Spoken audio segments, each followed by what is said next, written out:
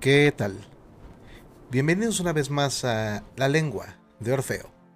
Este espacio donde la curiosidad se mezcla con lo prohibido. El lugar donde las historias respiran, donde lo inexplicable se susurra y donde a veces es mejor no saber demasiado. Hoy no vamos a hablar de criaturas ocultas en la oscuridad, ni de encuentros imposibles con aquello que viene de otros mundos. Hoy vamos a hablar de palabras, de libros que no deberían abrirse. Pero antes, hay algo que deben saber. Lo que están a punto de escuchar no pertenece del todo a lo que ya conocen de este programa. A partir de este momento queda abierto un nuevo espacio dentro de la lengua de Orfeo. Un espacio donde lo extraño no siempre es sobrenatural, pero sí profundamente inquietante. Un espacio donde caben historias incómodas, rumores que no deberían existir, sucesos que generan más preguntas que respuestas y realidades que parecen ficción. Un espacio donde el horror no necesita monstruos, porque a veces lo más perturbador es completamente humano. Bienvenidos a la sección que hemos denominado Malditos Morbosos. Esto no es un reemplazo, no sustituye a los monstruitos y alimañas, no sustituye a los encuentros cercanos con un tercer tipo. Esto es otra cosa.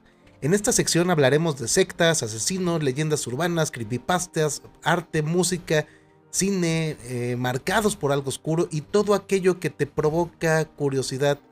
Más bien vamos a decirlo, que te provoca morbo y al mismo tiempo una ligera incomodidad. Y si somos honestos, esta idea no nació de la nada. Nació en el episodio anterior con Kenny Red Zombie, el de cine maldito, porque ahí entendimos algo. No todos los horrores necesitan fantasmas, no todos los misterios vienen del espacio, algunos escriben, y para explotar estos territorios me acompañará, como ya es costumbre, y ya lo acaban de escuchar, Kenny Red Zombie, observando desde ese lugar donde el arte y lo oscuro suelen encontrarse, porque si hay algo que ha acompañado al ser humano desde siempre, son las historias, pero no todas las historias fueron hechas para ser leídas. Algunas fueron ocultas, otras prohibidas y unas simplemente no debieron existir. Se habla de libros que vuelven loco a quien los lee, de textos que prometen conocimiento prohibido a cambio de algo que no siempre puede recuperarse, de páginas que contienen rituales, nombres y cosas que es mejor no pronunciar, y de manuscritos que han sobrevivido al tiempo como si no quisieran desaparecer, porque tal vez el verdadero peligro de estos libros no está en lo que dicen, sino en lo que despiertan. Así que si alguna vez han sentido curiosidad por aquello que está prohibido, si alguna vez se han preguntado qué pasaría si leyeran lo que no deberían, quédense, porque hoy aquí en este capítulo 2 de Malditos Morbosos vamos a abrir libros que tal vez debieron permanecer cerrados. Y de esta manera es como comenzamos este capítulo, y pues bueno, ya lo escucharon, pero de todas formas lo tengo que presentar. Kenny Red Zombie, ¿cómo estás? ¿Cómo te encuentras este viernes, carnal? Muy bien, carnal, con mucha risa, porque se iba a llamar primero Viejos Cochinos, pero dijimos, no, eso no tiene nada que ver, y pues ya, salió el Malditos Morbosos. ¿Qué le puedes decir a los escuchas respecto de esta sección? ¿De qué va a tratar? Digo, como lo acabo de mencionar, ¿sí? No nos vamos no vamos a dejar los monstruitos y alimañas, esa es otra sección. No vamos a dejar los encuentros cercanos con un tercer tipo, esa es otra sección. No vamos a dejar los cuentos, las lecturas de cuentos. Sí. Este es otro producto, digamos, otro programa, otro apartado, si lo quieres ver así. Y sí, justamente se va a hablar de cosas que pues nos llamó la atención justamente por la cantidad de reproducciones que tuvo el de Cine Maldito. Y pues ahí nos dimos cuenta que siempre esta vibra tenebrosa y maliciosa, pues les llama más la atención, o no más la atención, pues les llama la atención estar escuchando cosas del demonio. ¿Por qué no lo vamos a negar? Al final todos tenemos algo de malditos morbosos en el interior. Sí, vemos noticias, vemos videos en YouTube, escuchamos leyendas urbanas, escuchamos acerca de cosas pues horrendas como crímenes, criminales, asesinos seriales, sectas, eventos trágicos, que no necesariamente entran dentro de lo paranormal o de lo vamos a llamarlo así, no están dentro de ese halo de cuestiones sobrenaturales o paranormales, y tampoco están dentro de ese espectro de cuestiones que se vinculan con extraterrestres y cosas del espacio exterior, pero que sí nos causan incomodidad, nos causan horror, nos causan alguna sensación de molestia, rareza, extrañeza, morbo a final de cuentas. Por eso es que, como bien lo menciona Kenny, estuvimos ahí discutiendo sobre qué denominación le podemos poner a esta nueva sección dentro del universo orfeico. Y es Malditos Morbosos, porque al igual que nosotros, ustedes seguramente también son unos malditos morbosos. Y vamos a tocar muchos temas que van a estar bien random. Aquí sí vamos en esta sección, sí vamos a hablar de cosas bien random. Bien Entonces random. Espérense más bien, prepárense para lo que sea, ¿no? Sí, vamos a hablar. Ahorita se está hablando de la tetralogía que habíamos planteado con el del cine maldito. En este momento sigue literatura maldita. Después vamos a grabar arte maldito. Para la próxima semana. Que ese está bastante bueno, va a estar bastante bueno.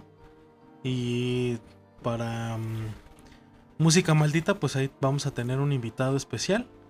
Y pues ya continuamos con la programación habitual. Y ahí los vamos a ir como campechaneando un monstruo, algo maldito, o sea... Nada más por esta ocasión van a ser así como de corrido, digamos. Y porque ya los tenemos como preparados, ya los tenemos como en mente. No sabíamos la denominación que iba a tener esta sección, el nombre que le íbamos a poner a la sección, pero ya tenemos en mente varios temas que pues sí, se alejan un poquito de lo que habitualmente platicamos, pero que por supuesto tienen espacio aquí en La Lengua de Orfeo. Y para que no se pierda la costumbre, eso. Maldita cerveza. Maldita Sí, amigos, recuerden que aquí no estamos peleados con el arte y las ganas de echarte una cheve. Sí, nada más, si beben, no manejen. Nada más es eso. Y no le peguen a sus esposas y a sus hijos. O a sus señores, ¿no? Tampoco no le peguen a sus viejos. No se desconecten, doñas. Y pues bueno, vamos a hablar esta ocasión, carnal. Quiero que, bueno, más bien, hice la investigación de la literatura. Ajá. Pero casi todo se va a lo que ya se conoce de Europa y Estados Unidos, ¿no? Rara vez se habla de otros continentes o cosas que pasan en otros lados. Y me parece que son igual de válidas e igual de interesantes. Está bien, sí.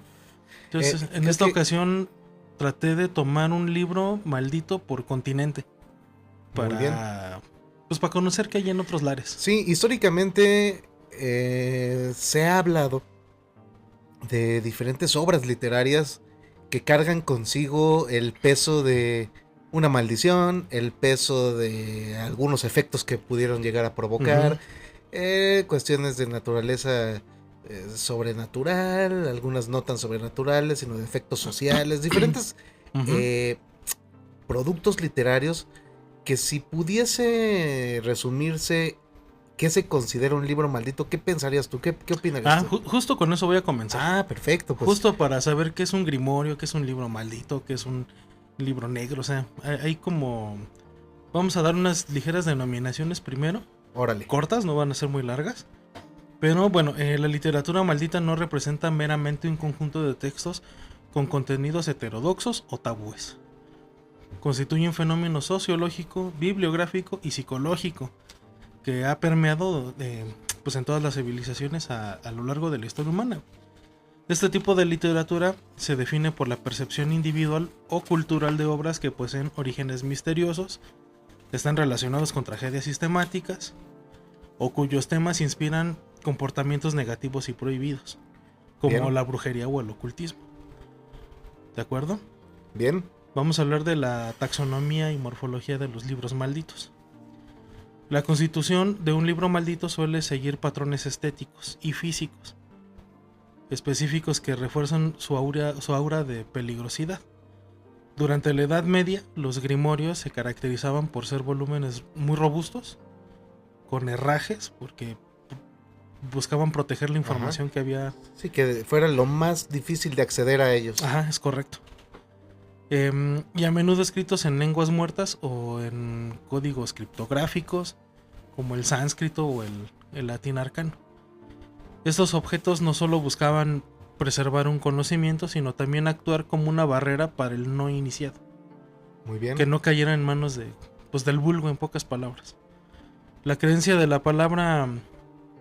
que la palabra escrita posee una fuerza gráfica y estética capaz de invocar entidades sobrenaturales es una constante de la demonología y de la magia ceremonial.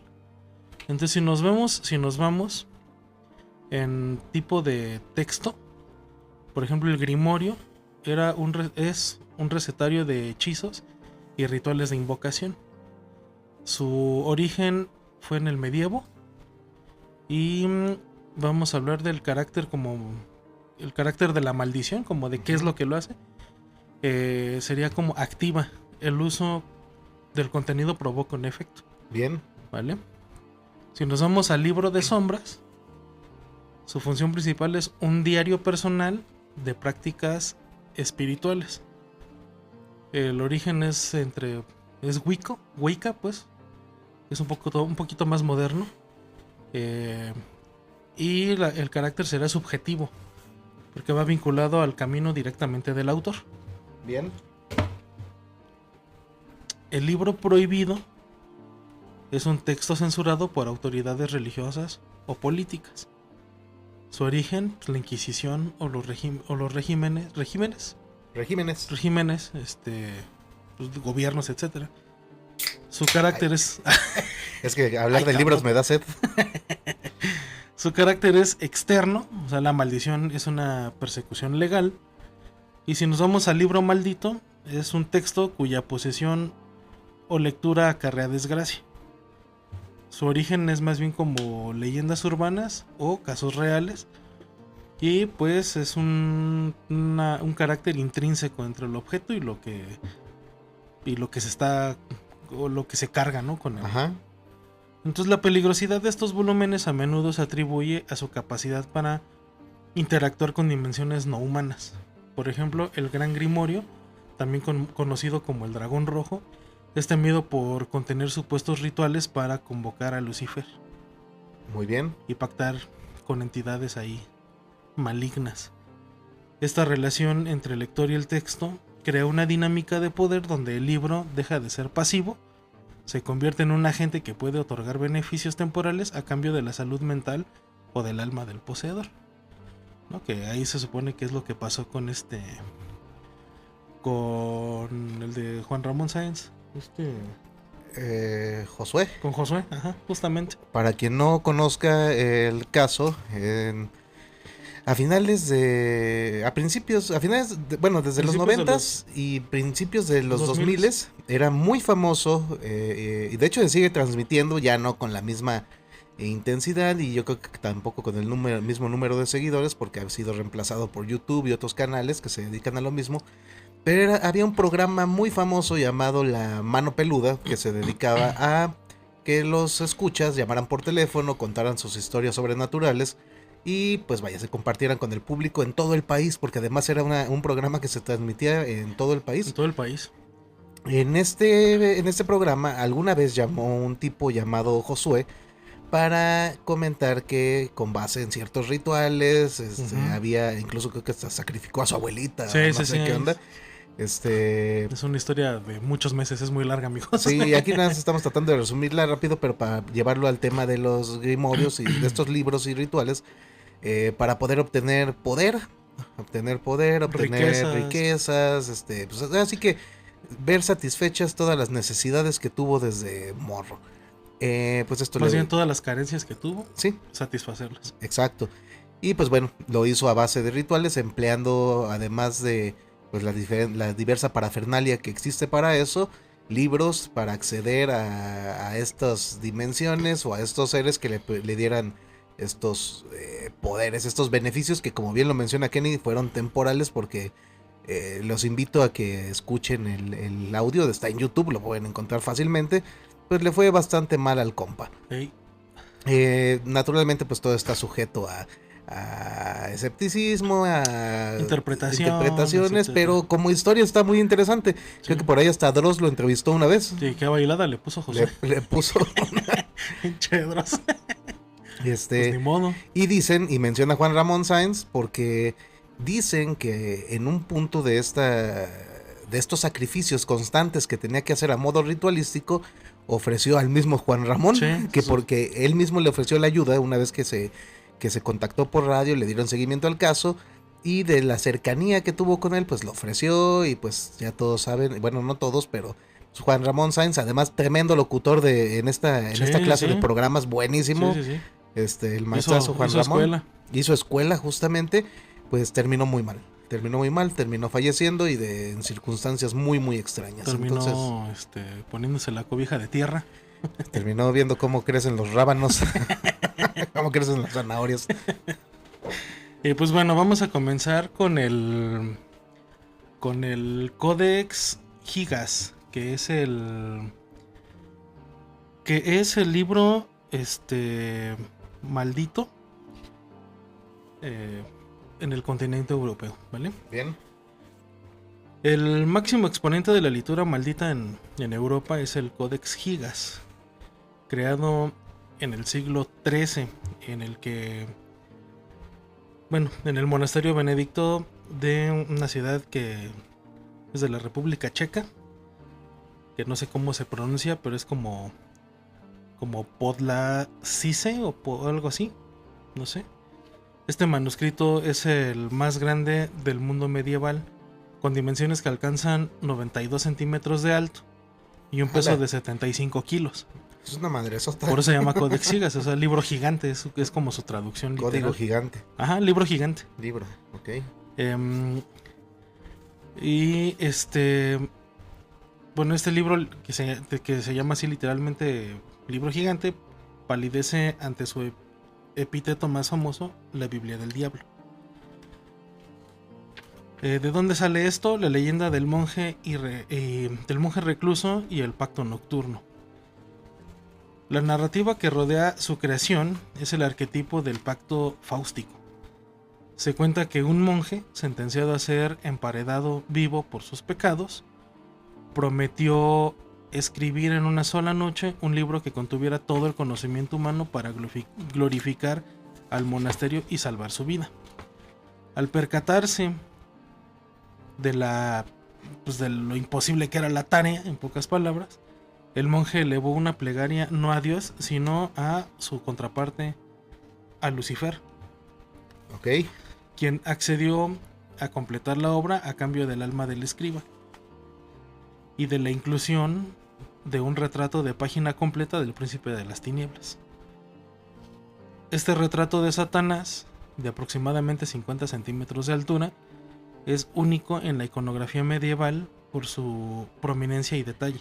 Es una imagen muy famosa, ¿verdad? Sí. Muy, muy famosa. De hecho, se los vamos a poner en el video. Sí, porque de verdad, cuando uno lo ve con bajo ese contexto o dentro de ese contexto, es impresionante. Es impresionante. Imagínense ser descubridores de este libro y de repente toparse con esta ilustración de Lucifer. Ajá. Resulta, de entrada, desde la propia técnica usada, se ve muy, muy, muy de la época. Y lo que representa sí da mucho a qué pensar. Las investigaciones modernas sugieren que el manuscrito fue escrito por una sola persona, pero a lo largo de aproximadamente 20 a 30 años, o sea, no fue en una sola noche, basándose en la uniformidad de la tinta y la caligrafía, lo cual ya es una hazaña de disciplina pues casi sobrehumana, ¿no? Es un vato que se la pasó escribiendo propiamente diario. Pero está cabrón. Sí. No obstante, el mito persiste, sugiriendo que las sombras inexplicables que aparecen en las páginas que rodean el retrato satánico no fueron dibujadas por manos humanas. Se supone. A lo largo de los siglos, el Codex Gigas ha sido asociado con una serie de infortunios sistemáticos para quienes lo han poseído. Se dice que en el monasterio de la ciudad que no voy a repetir porque no sé cómo se pronuncia, cayó en la bancarrota poco después de su creación, lo que obligó a los monjes a empeñar el volumen del monasterio en 1295. Poco después, la región de Sedlec, que es el monasterio, fue azotada por la peste bubónica y dejó y dejó tras de sí más o menos 30,000 cristianos que también vieron crecer los rábanos, dando origen a lo que hoy conocemos como la famosa Capilla de los Huesos, que es un osario. El emperador Rodolfo II de Habsburgo, un apasionado de lo oculto, que lo guardó en su colección secreta junto a esqueletos de gigantes y animales mutantes, terminó perdiendo su poder y viendo su imperio fragmentarse antes de que el libro fuera tomado como botín de guerra por las tropas suecas en 1648. Actualmente reside en la Biblioteca Nacional de Suecia, donde las leyendas afirman que todo aquel que posea o intente usar el libro sufrirá desgracias inminentes. Entonces, ahí está el primer libro maldito que, pues, dicen las malas lenguas o las personas que, pues, si lo tienes te va a ir mal, en pocas palabras. ¿Existen actualmente copias del códex? Digo, ¿Del entiendo. original está, no? Está Bueno, el original, pero réplicas donde se ve, donde hayan seguramente, güey. esté completo todo el contenido que se pueda ver incluso. Es más, yo creo que hasta debe estar en PDF y esa madre. Sí, Pues será cuestión de buscarlo. pues si lo encuentras lo subimos, ¿no? Sí, para que Soy pierdan todo lo que tienen, amigos. Por andar jugándole. Aunque pueden perderlo mejor viniéndose a tatuar. Es una mejor inversión que pierdan su dinero vendiendo. Viniéndose a tatuar. Y ¿Para qué se lo dan al pinche diablo? pues, Déjenselo al pinche Kenny. Déjenlo aquí para el cotorreo, hombre. ¿Qué les cuesta? Bueno, ahora comenzamos con África. Nos vamos a el libro de Thoth. Que es que bueno, en África, específicamente en la tradición egipcia, se encuentra el precursor de todos los libros malditos, que es el libro de Thoth, atribuido al dios de la escritura, la magia y el destino. Se dice que este texto contiene fórmulas para adquirir conocimientos ocultos e invocar fuerzas divinas directamente. El libro promete 2 hechizos fundamentales, uno que permite comprender el lenguaje de los animales y otro que confiere el poder de mirar al sol cara a cara, resucitar a los muertos y ejercer dominio sobre la tierra, el océano y el cielo. Ok. O sea, lo que todos los pinches loquitos emperadores y así han querido tener en sus manos. Viene asociado a una leyenda que es la más famosa de este volumen, es del príncipe Neferkapta, quien robó el libro de una caja de hierro guardada en el fondo del Nilo, protegida por escorpiones y serpientes inmortales. Esa es la que dice la leyenda. A pesar de obtener los poderes prometidos, la venganza de Thoth fue implacable. Su esposa, Awere, y su hijo Merab murieron ahogados por decreto divino para castigar la soberbia del príncipe. Finalmente, Neferkapta se suicidó y fue enterrado con el libro en su tumba, la cual se convirtió en un lugar maldito donde el espíritu del príncipe custodia el texto, hiriendo o llevando a la locura a cualquier saqueador que intente, pues, ahí perturbarlo. Este relato subraya un tema recurrente en la literatura maldita africana: el conocimiento como una carga el conocimiento como una carga que fractura la realidad familiar. Incluso en la arqueología moderna se ha intentado vincular la maldición de Tutankamón con la posesión de objetos rituales que podían haber derivado de las enseñanzas arcanas, provocando muertes por infecciones extrañas, etc., ¿no? Que ya hablamos de Tutankamón en el capítulo de momias.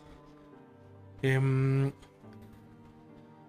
el África subsahariana, el caso de los manuscritos de Tombuctú representa una maldición de carácter histórico y violento. Estos textos que abarcan desde astronomía, leyes islámicas, fueron blanco de ataques sistemáticos por parte de militantes de Al Qaeda en el 2012, quienes quemaron más de 4,000 ejemplares en el instituto de Ahmed Baba. Aquí la maldición no reside en el contenido del libro, sino el destino trágico de quienes intentan preservarlos, obligando a las familias a esconder pues colecciones privadas durante generaciones para evitar la destrucción total de la herencia. Sí, siguiendo mucho la línea, ¿no? De las maldiciones que se vinculan, por ejemplo, con las momias. O sea, no es propiamente el artefacto, un instrumento, sino que ya viene cargado con alguna clase de energía, algún tema que hace que los poseedores del mismo caigan en desgracia. Exacto. Así es. Sí tiene... está cargado justamente de... Se supone de un conocimiento que es pues deseado por los líderes, ¿no? Por las personas que, insisto, quieren ser pues gente que quiere mantener el poder todo el tiempo. Poder. Entonces, pues se supone que este libro está maldito en ese aspecto.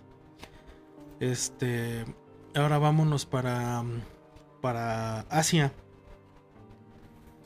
Y vamos a hablar de que esta es una maldición más moderna que se llama el infierno de Tomino. Tomino. Ajá, Tomino. Que bueno, Asia aporta casos donde la maldición no reside en la posesión física, sino en el acto mismo de la lectura.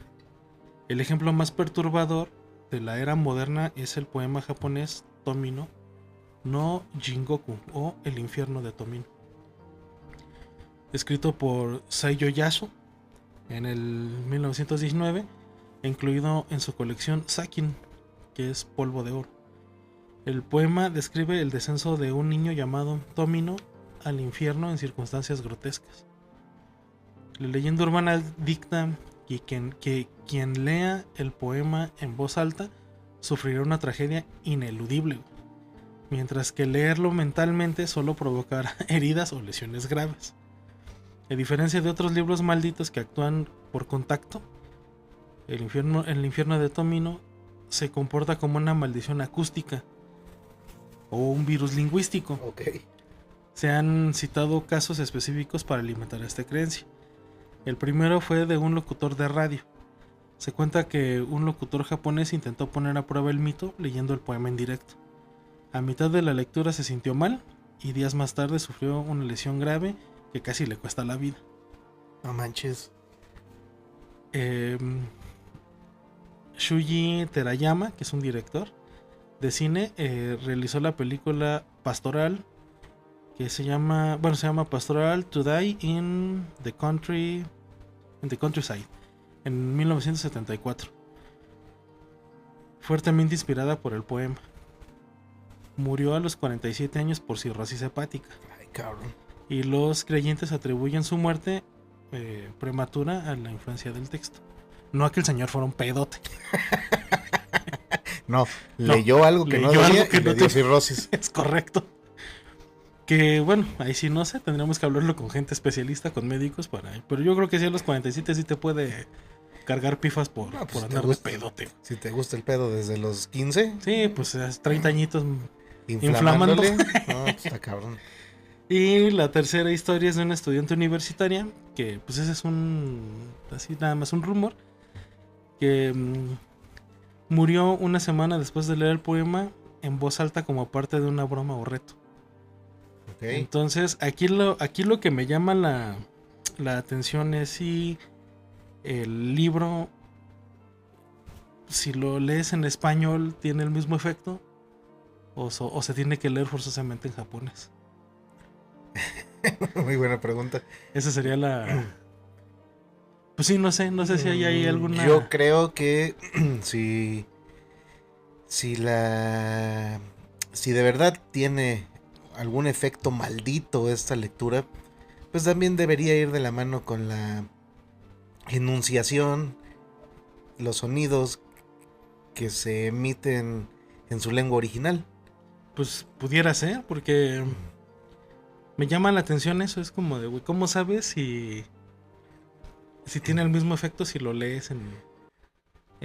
Para el próximo live, Kenny se va a poner a leer en español ¿qué? ¿De Tomino? El infierno de Tomino. Y ya si algo malo me pasa, amigos, pues ya prendan mis cuadros y Ahí vamos a juntar la charola para la charola de pan. Y ya ahí sí. Ahí le dan el 10% a mi familia, aunque sea, no sean desgraciados. Pues bueno, ese es el tema de Japón, bueno, de Asia, ¿no? En general. Vamos ahora a América con... Ahí les va. Se llama Sombras desde los muros de la muerte. Shadows from the Walls of Death. Que es un libro publicado en 1874 por el doctor Robert C. Kedzie en Michigan. Este volumen no contiene hechizos, sino algo mucho más peligroso: arsénico. Ah, caray, ¿cómo? Sí. Que aquí, por ejemplo, el libro en su momento estuvo maldito porque la gente que lo leía se enfermaba, güey. Era eso, güey. El doctor Kedzie, preocupado por la alta tasa de mortalidad infantil en hogares decorados con papel tapiz verde brillante, que básicamente estaba teñido con arsénico. Entonces decidió crear una campaña de concientización radical. Encuadernó 86 muestras reales de papel tapiz cargadas con niveles peligrosos de arsénico y envió 100 copias a las bibliotecas de Michigan. La intención era educativa. Todo por la ciencia. Pero el resultado fue un objeto mortal. Las personas que hojeaban el libro inhalaban partículas microscópicas de polvo de arsénico o lo absorbían el veneno mediante la piel. Sí, o sea, que lo quedaban en las manos y después por alguna situación se llevaban alimentos a la boca. Ajá, o luego ya ves que hay gente que tiene esa maña de lamerse el dedo para cambiar de hoja. Para cambiar de hoja. Entonces, pues se documentaron casos de familias enteras, incluyendo a un miembro del Congreso de los Gabachos y sus 2 hijos en 1873, que sufrieron envenenamientos graves antes de que se identificara que el papel tapiz era el culpable. Uh-huh. Entonces aquí, por ejemplo, no es una cuestión paranormal. Es más bien, antes se utilizó el color verde, que es como Cili, algo así, CL. Ajá. Que ese color estaba hecho con arsénico, güey. Entonces... Y luego al güey se le ocurre, vamos a ver qué pasa. Sí, ahí pues todas las personas que tuvieron la mala fortuna de ojearlo, pues se murieron, güey. O se super envenenaron y la pasaron muy muy mal. Los que alcanzaron a librarla. Y bueno, güey no la pagó. Pues seguramente sí. Hoy en día solo sobreviven 5 copias de este libro. Están tratadas como materiales de alto riesgo biológico y químico. Y cada página está sellada individualmente en plástico. Y los investigadores, o si tú lo quieres leer, pues debes de utilizar un traje especial. Y pues tener muchísimo cuidado de cómo lo manipulas, ¿no? Diría el divo de Juárez, pero qué necesidad. Exactamente, pero ahí está, por ejemplo, un libro que se consideró maldito hasta que alguien hizo la actividad química de analizar el contenido de la tinta. Y pues... ¿Y qué te cuento? Pues sí, ¿cómo iba a ser de otra forma? Viejo güey. Sí, que más o menos así va el libro el nombre de la rosa, ¿no? Uh-huh. Más o menos de eso trata, de envenenamiento por Humberto Eco. Por la tinta, ¿no? Por el papel, le ponen un veneno. Sí. Es un gran libro, para los que no lo han leído. El nombre de la rosa. Y pues bueno, de ahí nos vamos a brincar a México. A la época más chévere que tuvimos, que fue la Inquisición. ¡Woo! Con toda la buena onda de la religión católica. Como siempre. La literatura maldita en México está intrínsecamente ligada al periodo colonial, que de ahí derivan, ya sabes, el Charro Negro, la leyenda de la Llorona, etcétera, como se conocen hoy día. Y la actuación del Tribunal del Santo Oficio, o sea, la Santa Inquisición. Así es. Existe una leyenda persistente sobre el Libro Negro, un volumen que supuestamente contenía las actas secretas de las torturas y pactos demoníacos realizados en la Nueva España. Históricamente, la maldición, entrecomillado, literaria en México fue a menudo una herramienta política. La leyenda negra española, un movimiento de propaganda iniciado por potencias rivales como Inglaterra y Holanda, exageró la crueldad de la Inquisición para demonizar la influencia hispánica en América. Esto llevó a la creación de mitos sobre libros que, por el simple hecho de ser poseídos, condenaban a familias enteras a la hoguera. Sin embargo, el peligro real residía en el poseer libros de astronomía, Biblias en lenguas vernáculas o tratados de filósofos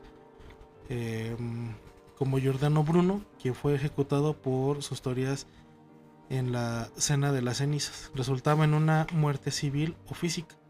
Ujú. El libro de San Cipriano, un grimorio que prometía revelar tesoros ocultos y fórmulas para pactar con Satanás, fue uno de los más perseguidos en México, despertando pasiones peligrosas entre los buscadores de oro que pues, a menudo querían tener el libro para poder hablar de eso, ¿no? Entonces aquí, por ejemplo, este libro o estos libros hablan más como de poder del gobierno sobre la población. Puede ser que el libro ni siquiera hiciera nada, simplemente era La justificación, era ¿no? la justificación para poder, pues sí, que la Inquisición dijera, véngase para acá mi niño, ¿por qué tiene un libro usted de...? Primero, ¿por qué tiene un libro? Estamos hablando de que en esa época casi toda la Sí. gente era analfabeta, entonces los que podían tener un libro eran gente de alta alcurnia y pues de ahí derivaban algunos que les gustaba pues lo oculto, etcétera, y como eran los que tenían más, fue la forma en la que la Sí. Iglesia Católica se hizo de propiedades, de bienes y de, pues la neta, de riqueza. Sí, a la buena, como siempre. A la buena de... Hasta en Los Simpson está de, yo acuso a Lisa de que es bruja. Sí. Y pues listo, ¿no? Y pues bueno, tenemos... Aquí hay dos leyendas de Querétaro. A ver. Que la mayoría de los queretanos ya conocen. Pero pues los que no, pues los van a conocer.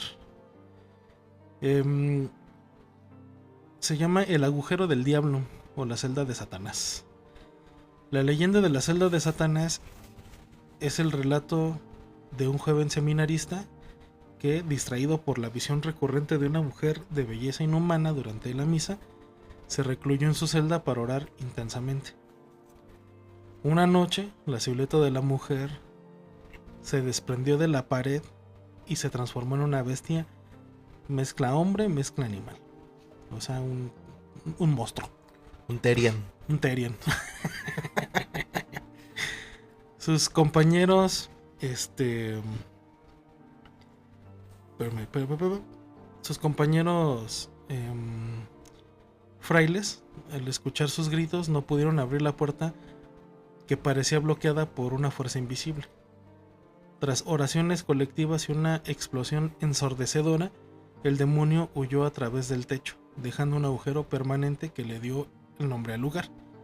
Este suceso está documentado en el libro Leyendas de Querétaro de José Guadalupe Ramírez Álvarez, una obra que hace referencia a cómo funcionaba México, sobre todo Querétaro en esa época. Fíjate que yo he estado buscando ese libro, no lo hallo. Debe de estar en alguna biblioteca. Sí, porque en librerías, no. Debe estar en biblioteca o debe estar en el archivo. Sí, justamente. En el archivo histórico, ahí debe de estar. Para los que no saben, está en la calle de Madero y Ocampo. Ocampo. Sí, ¿no? ¿Dónde está San Sí. Agustín? ¿O qué templo? Es catedral, ¿no? Ajá. Debe ser, híjole, debe ser Ocampo. Sí, según yo es en Sí, Ocampo. debe ser Ocampo. Y Madero. Es la calle de la estación de bomberos, ¿no? Sí, es Ocampo. Ahí está en esquina, ahí en esa esquina está el archivo histórico. Y pues bueno, ahora vamos con la otra historia que todo el mundo conoce, que es la de Don Bartolo. Y bueno, el pacto de Don Bartolo y el manuscrito de la fortuna, que es otro caso emblemático, ¿no? mejor conocido como el Segoviano. Se dice que su inmensa fortuna y la juventud de la que gozaba fueron producto de un contrato firmado con el diablo. El contrato estipulaba, que su alma le pertenecía a Satanás el 20 de mayo de 1701. Que se supone que siempre hacía fiestas y brindaba por esa noche y todo es como de, pues qué pedo con esa fecha, pero pues, el ruco sabrá por qué, ¿no? Al llegar la fecha, una explosión de luz roja despertó a toda la ciudad. ¿Qué digo decir toda la ciudad? Pues era 2 cuadras y párale de contar. Don Bartolo, que esto es lo realmente aterrador de esa historia, Don Bartolo fue encontrado muerto pegado al techo carbonizado.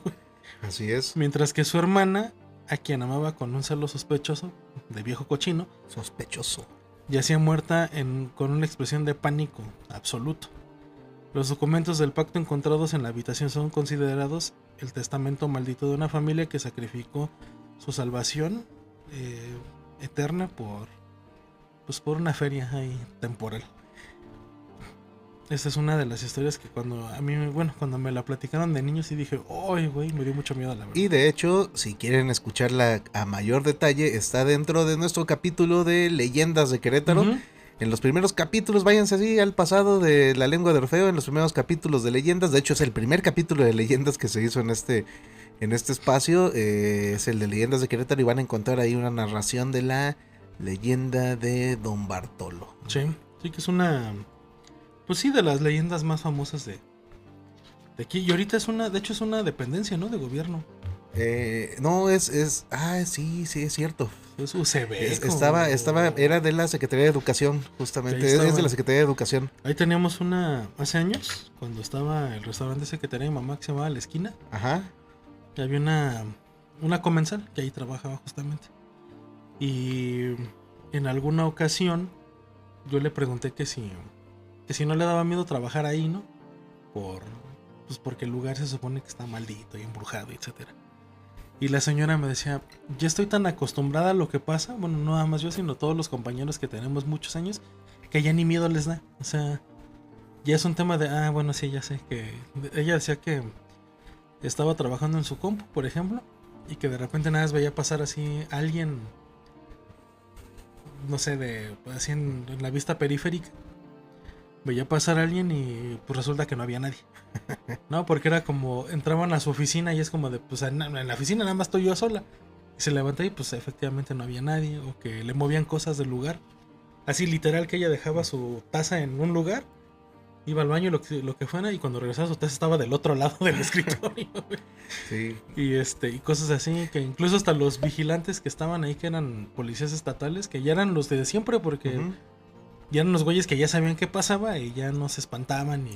Sí, entre más señor te haces o más señora te haces y tienes experiencias de esas, como que te vuelves un tanto más inmune al terror que te puede causar ese tipo de experiencias. Yo creo que es porque aplicas la de, ay, güey, ya estoy viejo, necesito la chamba y necesito el dinero, güey, ¿no? Es como de, pues ya es lo que es y ni modo, güey. Digo que yo sí pienso que entre más don te haces, más señor, ahí como que dices, pues ¿qué nos acaba de contar tu mamá ahorita?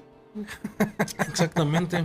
Sí. Y sí, justamente le decía a Juan Luis que hace rato hubo como un remolino de aire, trajo mucho polvo, etcétera, y se escuchó claramente a una mujer gritar algo así como ayuda o auxilio. Uh-huh. Por favor ayúdenme, auxilio, por favor ayúdenme, algo así. Y no solo lo escuché yo, lo escuchamos 5 vecinos.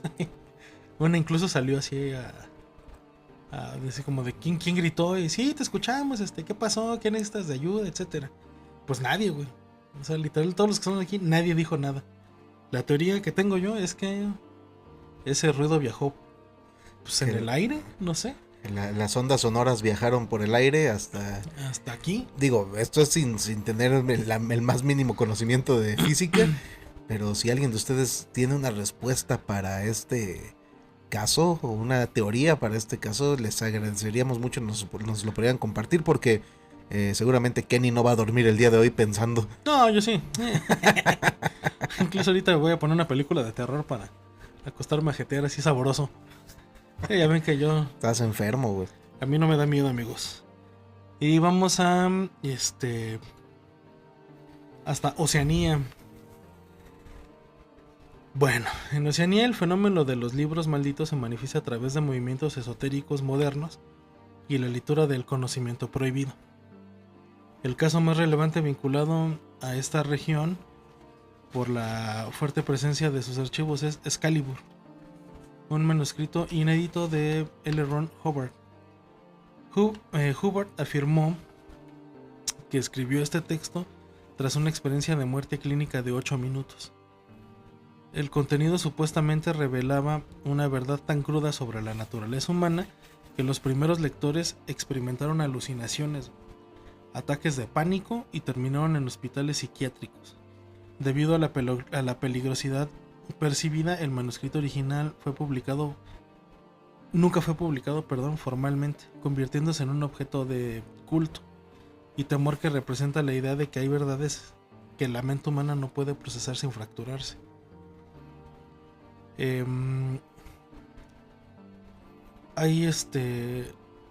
supone que aquí este libro es como una especie de mito, porque no existe formalmente.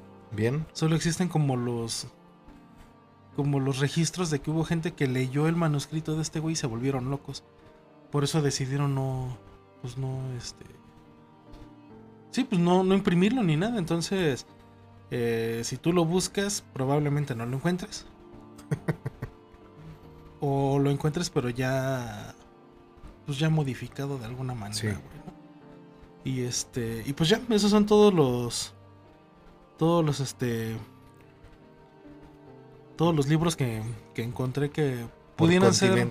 Sí, que pudieran ser por continente, porque de ahí podemos irnos a otros más. Y por ejemplo, hay un libro muy famoso que se llama el Necronomicon. Ajá. ¿No? Que para los que seguramente muchos han escuchado el libro, pero fue es también conocido por su título original, que se llama Al-Asif, que es considerado el gran mito de los libros oscuros, aunque en realidad es un grimorio ficticio creado por H.P. Lovecraft. Así es. Entonces hay algunas ¿cómo decirlo? Leyendas o mitos acerca del libro, quienes han experimentado pesadillas, han experimentado cosas, incluso han querido hacer los rituales. Los rituales que aparentemente funcionan, pero si funcionaran como deben de, pues ya tendremos a Cthulhu aquí. Ya lo estaremos viendo. Sí, propiamente, a ver, el Necronomicon es una obra ficticia creada para el universo del horror cósmico de Lovecraft. Sin embargo, hay algunas representaciones que llevaron a plasmar en papel lo que Lovecraft describía en sus relatos, en sus novelas. Yo tengo una de esas ediciones. Tengo ahí un Necronomicon con los símbolos, con los rituales. Sin embargo, pues sí, no deja de ser una obra ficticia. No es incluso cuando yo era niño, mi papá lo tenía también. No solo ese, tenía varios libros de Lovecraft. Y una tía, que en paz descanse, muy cristiana ella, cuando vio que estaba el libro del Necronomicon, güey, casi lo quiso quemar así en la estufa porque era un libro de... Tu jefe de aguanta. Sí, güey, entonces como de, no, pues es una novela. Y no, porque ese libro invocas al demonio. Y pues, o sea, muchas cosas que tú dices, güey, pues no... O sea, no es para tanto, ¿no? ¿Sabes? Uh-huh. Pero es justamente cómo se alimentan las leyendas y los mitos a través de lo que incluso otras personas te dicen, ¿no? Sí. En ese momento mi mamá alguna vez llegó y nos dijo, no quiero que vean Pokémon porque significa ayudante de Satanás. Sí, jefa, es una derivación de Pocket Monsters. Fue lo que le dije y además nos cagamos de risa, güey. Y dijimos, creo que no sigamos siguiendo Pokémon. Mira el Charizard. El Chorizard. El Chorizard. ¿Ya has visto ese meme? Sí. El Chorizard. Y pues bueno, o sea, ahí mi jefita como que intentó encontrar algo de espiritualidad, Ajá.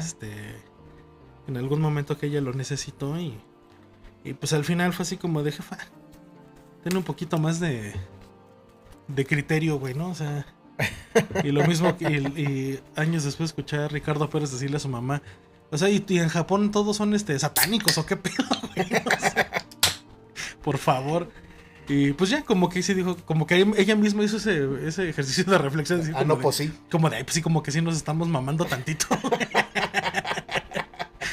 Mi jefita, le mando. Que justamente ahorita nos estaba platicando que. Nos acaba de contar una historia bastante extraña, ¿eh? Sí, que dice doña Sonia que cuando se acuesta a dormir, más bien, Ya dormida. ya dormida se ha despertado en la madrugada y que alcanza a ver como de reojo a una persona, una sombra. Una sombra Que que lo observa pareciera la silueta de algo antropomorfo, una persona, asomándose por el borde de la puerta. Ajá.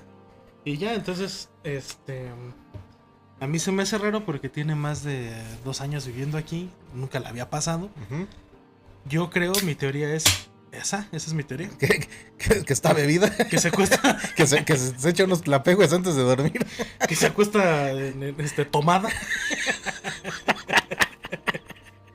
para no, mi teoría es que seguramente como cambió la orientación de su cama, seguramente hay alguna sombra ahí de algo que se proyecta y que ella nunca había visto, por eso. Esa es o que es alcohólica. Qué bueno que no nos está escuchando, güey. No, y lo peor es que sí nos escucha. Bueno, pero ahorita no, porque Ahorita no. sonarían unos madrazos aquí en el... Un sope no. Ay, no. Y pues ya, carnal, eso es. Fíjate. Eso es por el momento lo que traigo de literatura. Pues mira, la sección es malditos morbosos y en esta ocasión yo también me atreví a traer algo también de... Excelente. Que no necesariamente es algo maldito, pero sí son libros que encierran cierto morbo y en algún caso, pues cierta oscuridad. Y el primero de ellos, y obviamente pues tú lo conoces bien, es el Malleus Maleficarum. Ah, como no, el martillo de brujas. El Malleus Maleficarum, como el nombre, cuyo nombre se traduce, es el martillo de las brujas, es uno de los libros más oscuros y peligrosos que han existido. Y esto es cierto. Espera, un ligero paréntesis. Cuando estaba en la secundaria, Pedro y yo quisimos hacer una banda de rock. Que pues, obviamente quedó en palabras, ¿no? Y así de, ¿cómo vamos a poner nuestra banda así? Malleus Maleficarum, a huevo. Por eso conozco ese libro. Y después me dio curiosidad y dije, a ver, ¿qué es el Malleus Maleficarum? Pues mira, ciertamente el Malleus Maleficarum, como te digo, sí es uno de los libros más oscuros y en serio más peligrosos que existen. Aquí sí no hay vuelta para atrás, gente, no hay de otra. Sí es un libro, fue un libro muy peligroso y puede llegar a serlo incluso para determinadas personas, no porque contenga rituales oscuros, no porque traiga invocaciones demoníacas, sino por el impacto real que tuvo en su momento. Este libro fue publicado en 1487 por los inquisidores Heinrich Kramer y Jacob Sprenger. Son unos monjes dominicos, eran unos dominicos. Y este tratado fue concebido como una guía para identificar, para juzgar, para condenar a las personas acusadas de brujería. Uh-huh.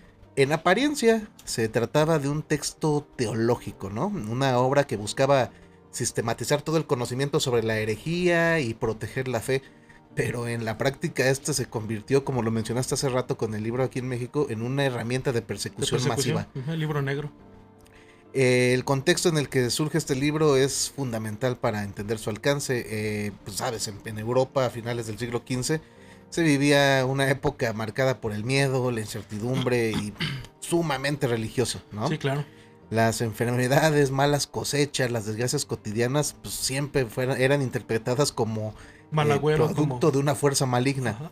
Entonces, en este escenario es que el Malleus Maleficarum ofrecía algo que parecía dar orden, una explicación clara de quiénes eran las brujas, cómo actuaban y sobre todo cómo podían ser detectadas. Pero esa claridad era engañosa porque el libro no se limita a describir el fenómeno, ¿no? Lo construye, define a la bruja, establece sus características, sus supuestos pactos con el demonio, sus prácticas, sus intenciones, y al hacerlo crea el marco en el que casi cualquier comportamiento era interpretado como una evidencia de culpabilidad. Tú lo dijiste hace rato con Lisa Simpson, ¿no? Ajá. El texto propiamente del Malleus Maleficarum está dividido en varias secciones que primero se aborda la existencia de la brujería como una realidad indiscutible desde la visión de estos güeyes por la teología cristiana. Luego describe las formas en que las brujas operan, cómo corrompen, cómo dañan, cómo seducen, cómo afectan tanto al cuerpo y al alma, y finalmente ofrecen un procedimiento detallado para su persecución, cómo las podían interrogar, cómo obtener confesiones, ya sabes de qué manera, qué tipo de pruebas deben considerarse válidas. Y si le encierras una hoja, una espina entre las uñas, te van a decir como, güey, hazlo con cualquier persona y van a cantar hasta lo que no. Y es aquí donde este libro, si se fijan aquí no estoy hablando de ninguna maldición, nada sobrenatural, y es aquí donde revela su aspecto más perturbador, porque legitima el uso de la tortura para obtener la verdad. Bajo la lógica de que se plantea en el Malleus Maleficarum, la resistencia del acusado no es señal de inocencia, sino de culpabilidad, y la confesión, incluso obtenida bajo sufrimiento extremo, se convierte en la prueba irrefutable. No tenías ni para dónde irte, güey. Sí, básicamente te acusaban y hasta ahí llegaste, carnal. Lo que hace del Malleus Maleficarum particularmente inquietante no es solo su contenido, sino el poder, la autoridad que adquirió. Durante siglos pues, fue utilizado como referencia, como base en procesos judiciales en distintas regiones de Europa, influyendo directamente en las llamadas cacerías de brujas. Ahí está la herramienta. El Malleus Maleficarum fue la herramienta, la base en la cual se generó esta oleada de cacería de brujas. Un montón de personas, en su mayoría mujeres, fueron acusadas, juzgadas, ejecutadas bajo criterios que este libro consolidó. Entonces no se trataba de casos aislados, sino de un fenómeno sistemático, o sea, propiamente sistemático, donde el miedo y la doctrina se entrelazaban para justificar la violencia. En este sentido, se pueden dar cuenta, este libro no describía el mal, lo producía. O sea, llevaba a la banda a ponerse en su plan más oscuro, más perturbador para poder llevar a cabo estas... Sí, porque incluso hasta si una persona nacía con alguna... Por ejemplo, con el síndrome de Down, podía ser catalogada como bruja o como demonio o como lo que fuera, y pues los mataban y ya, y esa era la herramienta para ejecutarlos, básicamente. Sí fue un libro de, creo yo, de malignidad pura. Exacto. O sea, y es que propiamente lo peligroso de este libro no radicó en la idea de dominar lo desconocido, sino en algo más devastador, la capacidad de convertir una creencia en una estructura de persecución. Simplemente el no ser no pertenecer al status quo, no ser como deberían ser las cosas desde esta visión, pues ya este libro te daba la base para poderlo perseguir, y pues esto le costó la vida a muchísimas personas y lamentablemente a muchísimas mujeres. Sí, a miles. Podría asegurar a cientos de miles incluso. Hablando igual de libros acá morbosos y con historias acá perturbadoras, esta seguro no la traes por ahí, es Psicópata Americano. La novela de Psicópata Americano, publicada por Bret Easton Ellis, es una de esas obras que no necesitan elementos sobrenaturales para resultar profundamente perturbadoras. No hay demonios, no hay rituales, no hay invocaciones, y sin embargo pocas novelas han generado un nivel de incomodidad tan intenso como esta historia. Seguramente todos lo ubican por la película con Christian Bale. ¿no? Justamente. Pero el libro, desde que salió, fue censurado, fue rechazado y causó controversia en distintos países, no solo por la violencia explícita que contiene, sino por la forma en que esa violencia es presentada. Fría, meticulosa, casi clínica. No se trata de un horror que sorprende, sino de uno que describe con normalidad todo esto tan perturbador. Y pues bueno, la historia ya la saben, Patrick Bateman, un exitoso corporativo de Nueva York. Pero que es un pinche psicópata. Ajá, integrado en una vida de lujo, consumo, superficialidad. Qué buena onda, ¿no? Pues ya saben, es guapo el güey, es educado, pero está vacío. Está vacío. Y lo que comienza como una crítica a la cultura materialista de los 80s se transforma poco a poco en algo más oscuro. Ya ves, Bateman se va volviendo, pues vaya, va liberando. Va liberándose cada vez más y pues esto hizo que Psicópata Americano fuera un libro que se considerara prohibido en varios contextos. Y no fue únicamente por la brutalidad de las escenas, como les digo, sino el detalle con el que están narradas las escenas. Incluso el libro del Exorcista también tuvo sus... Exacto, sí, por supuesto. Por hablar de invocaciones, bueno, de... ¿Cómo se llama? De posesiones demoníacas. Que sí. en su momento también William Peter Blatty fue acusado y señalado. Sí. Sí, o sea, estamos hablando de novelas ya que forman parte de la cultura, sí, de la pop, cultura pop. y que si bien es cierto no están envueltas en este tema sobrenatural, son libros que fueron prohibidos, censurados, quizás no llamados malditos, pero sí que generaron este efecto y hasta morbo, ¿no? Sí, sí, sí. En este contexto, Psicópata Americano representa una forma distinta de peligro, no porque contenga conocimientos prohibidos, ni porque esté asociado con rituales o maldiciones como lo comentamos, sino porque a ti como lector te confronta con algo que no quieres ver, que no quieres ni siquiera imaginar. No trae respuestas, no tiene una moraleja, solo expone. Ajá. O sea, solamente te lleva por pasajes donde un güey loco se suelta. Es como los libros que escribió Henry Miller. Ajá. El de Trópico de Cáncer y Trópico de Capricornio. Ok, sí. Que justamente hace una descripción de la sociedad de la época de los 50, si mal no estoy. Y fueron libros que estuvieron prohibidos durante 20 o 30 años hasta que pues, evolucionó la sociedad y fue así como de, ¿por qué los prohibieron, güey? Ah, porque estaba describiendo cómo era la sociedad joven de la época, que era alcohólica, drogadicta, que tenían relaciones sexuales, sí. Que hacían orgías, que hacían cosas que para los ojos de la época pues era algo innombrable, no era como de, no, ¿cómo vamos a permitir que esto lo lean nuestros jóvenes? Como de, que lo lean, simplemente lo viven, güey. O sea.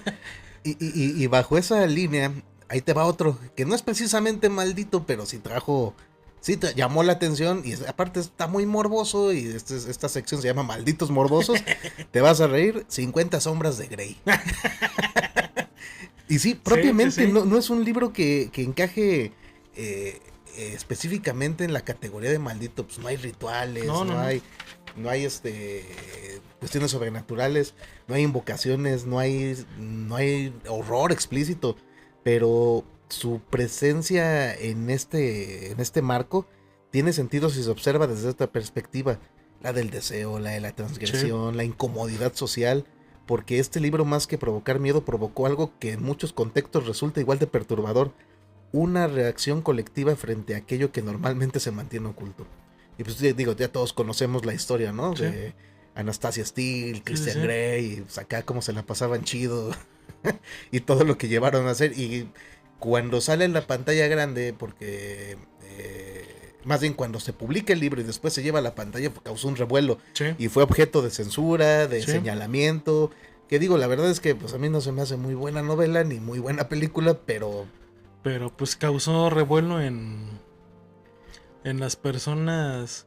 Insisto, es como los libros de Henry Miller. Ajá. Básicamente habla de lo mismo, nada más que desde una óptica más romantizada, más sino más básicamente habla de masoquismo y no sé si sadomasoquismo, pero sí, mira, lo que hace 50 sombras de Grey es aquí el chiste no está en lo que describe, sino en lo que revela, ¿no? Porque más allá de la trama, el libro expone una tensión constante entre el deseo y la norma, sí. Lo que debería ser, entre lo que se quiere y lo que se considera aceptable. Las prácticas que llevan a cabo estos güeyes ahí en sí, o sea, no están dentro de lo vamos, normal, vamos a llamarlo así, digo, para la sociedad en general. Y la relación que se presenta pues ha sido interpretada de múltiples formas. Para algunos es una fantasía consensuada, para otros es una representación problemática de dinámicas de poder. También tiene esa puede ser criticado puede ser visto o analizado desde ese enfoque. Sí. Y es precisamente esa ambigüedad, ¿no? La que genera la incomodidad, porque no hay una postura única de este libro. De hecho, hay algo que pasó en Estados Unidos que sí sucedió, de un vato, creo yo, bastante inteligente, porque vendió, no sé si consoladores o algo así. Ajá. El tema es que el vato vendió más de los que él podía producir. Entonces la gente pedía el reembolso y el güey les mandaba el cheque de reembolso, pero decía el nombre del producto y sus especificaciones. Entonces a la gente le daba vergüenza ir Sí. a cobrar ese cheque. Y o sea, fue un caso como de desfalco así millonario que pasó sin pena ni gloria. O sea, al final el güey se lo impune porque dijo, pues es que ahí está el dinero, nada más tómenlo, o sea, recupérenlo. Sí, pero es que el cheque dice que es por así consolador rotomartillo de 8 velocidades, güey, ¿no? Y él decía así como, pues es que eso fue lo que te vendí. Y la gente decía, sí, pero es que yo no quiero que la gente se entere de que yo compré eso. Entonces nunca fueron a cobrar el cheque, o sea, Sí. literal nunca lo cobraron porque les dio vergüenza. Y dijeron, bueno, el vato al final del día se volvió millonario por hacer una trampa moral, justamente, que según yo desencadenó una serie de como de cuentos. No sé si las 50 sombras de Grey esté directamente inspirado, que no creo, porque eso según yo fue después, pero bueno, es justamente eso, es la norma, se brinca la norma y por eso la gente Sí. ya no quiere, pues literal, el dinero. No estamos diciendo que lo hagan, amigos. Estamos diciendo que ese güey lo hizo y que a partir de ahí se regularon unas cosas para que ya no volviera a suceder. Y sí, y mira, así como estos pertenecen a la cultura pop y podemos hablar de varios. El Guardián entre el Centeno, que Sí, también sí, ha sido un también. libro que ha generado ahí bastante polémica, más porque fue mayormente conocido, pues fue el que encontraron que cargaba a Mark David Chapman el día que asesinó a John Lennon. Sí. Va afuera del edificio Dakota, en Nueva York, pues, así que lo cose a balazos. Se enfría nuestro compita. O sea, ajá. El güey agarra, se sienta, se hinca, no me acuerdo, y se pone a leer El Guardián entre el Centeno. Sí. El Guardián entre el Centeno es una obra que habla acerca de esta relación, de estas relaciones sociales y de esta inadaptabilidad por parte de su personaje principal, no recuerdo cuál es el nombre, pero también en un momento fue considerado un libro, no sé si maldito, pero un libro bastante censurado. Yo creo que por el acto, ¿no? El acto Sí, tan ruin. sí. Y pues vaya, así como estos, hay muchos y no nos alcanzaría el tiempo para acabarlos de platicar.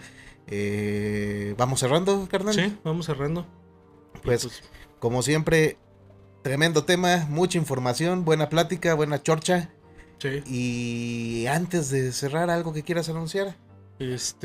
No, pues nada, todavía estoy ahí viendo lo de algunas exposiciones, pero ya si se da la fecha se los diré con más tiempo de anticipación. Por lo pronto vénganse a tatuar. Estamos ya en Semana Santa, entonces pues bueno, por comenzar Semana Santa, entonces pues ya es tiempo de, si se quieren ir a nadar, pues vénganse a tatuar. Ahí les pongo un parche que es justamente hidrofóbico para que puedan nadar sin mayor problema. Pueden nadar con tatuaje recién hecho, ¿verdad? Sí. O sea, con este parche sí, si no, Ajá, bien. no es recomendable. Pues bueno, carnal, gracias por un capítulo más, bastante bueno desde mi perspectiva, y vamos cerrando, ¿no? Digo, a lo largo de la historia el ser humano ha buscado respuestas en el cielo, en la tierra, en aquello que no puede explicar, pero hay algo curioso en esto. Muchas de esas respuestas han quedado escritas en libros. Algunos, como el Codex Gigas, prometen el poder sobre lo invisible. Otros parecen ocultar un lenguaje que no estamos hechos para entender. Otros nos recuerdan que las palabras también pueden tener consecuencias reales, porque no todos los libros son peligrosos, ¿no? Por lo que contienen, sino por los efectos que a veces llegan a tener, lo que pueden provocar, por lo que despiertan, por lo que revelan de quien los lee. Y tal vez ese es el verdadero hilo que une todos estos textos. No la magia, no la maldición, no lo sobrenatural, sino algo mucho más cercano, la curiosidad humana, ¿no? Esta necesidad de abrir lo prohibido, de leer lo que no deberíamos, de mirar un poco más allá, aunque sepamos que puede haber algo esperándonos del otro lado, Porque al final, algo que siempre se ha dicho es que los libros probablemente no eligen a sus lectores, pero los lectores sí eligen abrirlos. Exactamente. Entonces, pues de esta manera cerramos un tremendo capítulo en esta sección que les anunciamos de Malditos Morbosos. Esto es La Lengua de Orfeo. Esto fue La Lengua de Orfeo. Mi nombre es Juan Luis Venegas. Yo soy Kenny Red Zombie. Y nos escuchamos hasta la próxima historia. Bye. Morbosos.